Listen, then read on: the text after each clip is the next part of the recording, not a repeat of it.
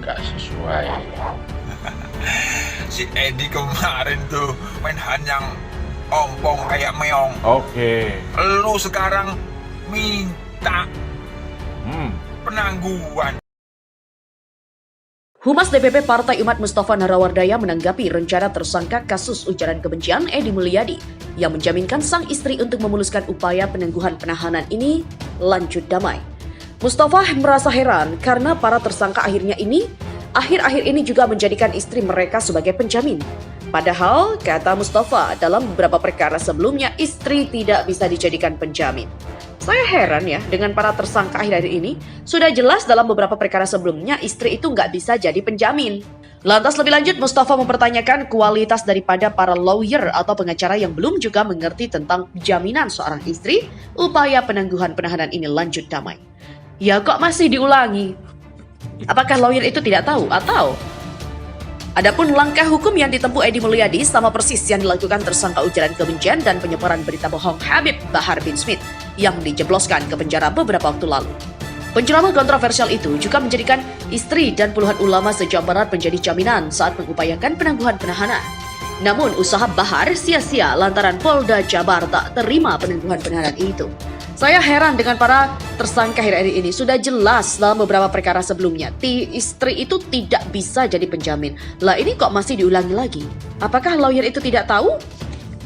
Seperti diketahui, Barreskrim Polri menetapkan Edi Mulyadi sebagai tersangka kasus ujaran kebencian berdasarkan suku, agama, ras, dan antar golongan atau SARA, dan penyebaran berita bohong atau hoax. Edi ditetapkan sebagai tersangka dengan dijerat pasal 45A ayat 2, jungto pasal 28 ayat 2 Undang-Undang ITE. Kemudian jungto pasal 14 ayat 1 dan ayat 2, juga jungto pasal 15 Undang-Undang Nomor 1 Tahun 1946, serta jungto pasal 156 KUHP.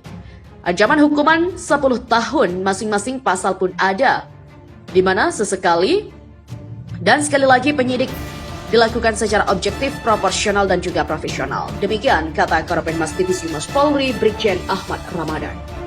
Pengarang Edi Mulyadi resmi menyandang status tersangka buntut menyebut Kalimantan tempat jin buang anak.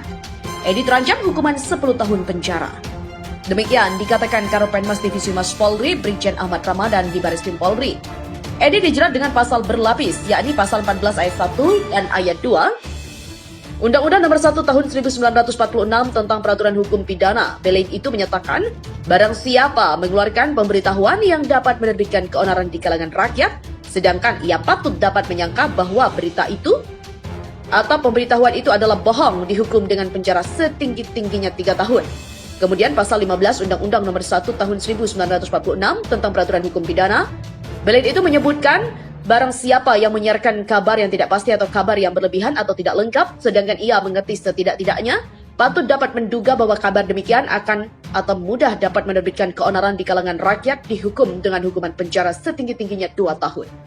Lalu pasal 156 KUHP tentang tindak pidana kebencian atau permusuhan individu dan atau antar golongan. Pasal itu menyatakan barang siapa di muka umum menyatakan perasaan permusuhan, kebencian atau penghinaan terhadap suatu atau beberapa golongan penduduk negara Indonesia dihukum penjara selama-lamanya 4 tahun atau pidana denda paling banyak Rp4.500. Selanjutnya pasal 45A ayat 2, jungto pasal 28 ayat 2 Undang-Undang Nomor 11 Tahun 2008 tentang informasi dan transaksi elektronik. Belain itu menyebutkan setiap orang yang dengan sengaja dan tanpa hak menyebarkan informasi yang ditujukan untuk menimbulkan rasa kebencian atau permusuhan individu dan atau kelompok masyarakat tertentu berdasarkan suku, agama, ras, dan antar golongan atau SARA dipidana dengan pidana penjara paling lama 6 tahun dan atau denda paling banyak 1 miliar. Terakhir pasal 14 ayat 1 Undang-Undang Nomor 1 Tahun 1946 tentang Peraturan Hukum Pidana. Belain itu menyebutkan barang siapa dengan menyiarkan berita atau pemberitahuan bohong dengan sengaja menerbitkan keonaran di kalangan masyarakat dihukum pidana penjara maksimal 10 tahun. Edi langsung ditahan usai menyandang status tersangka. Mantan caleg PKS itu ditahan selama 20 hari pertama di Rumah Tahanan Negara Barreskrim Polri, Jakarta Selatan.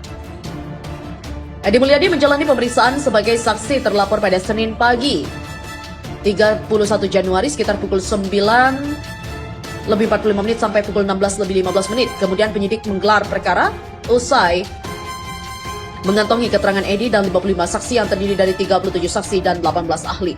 Saksi ahli terdiri dari ahli bahasa, ahli sosiologi, hukum, ahli pidana, ahli informasi dan transaksi elektronik, analis media sosial, digital forensik, dan antropologi hukum. Hasil ekspos menetapkan status Edi naik dari saksi menjadi tersangka.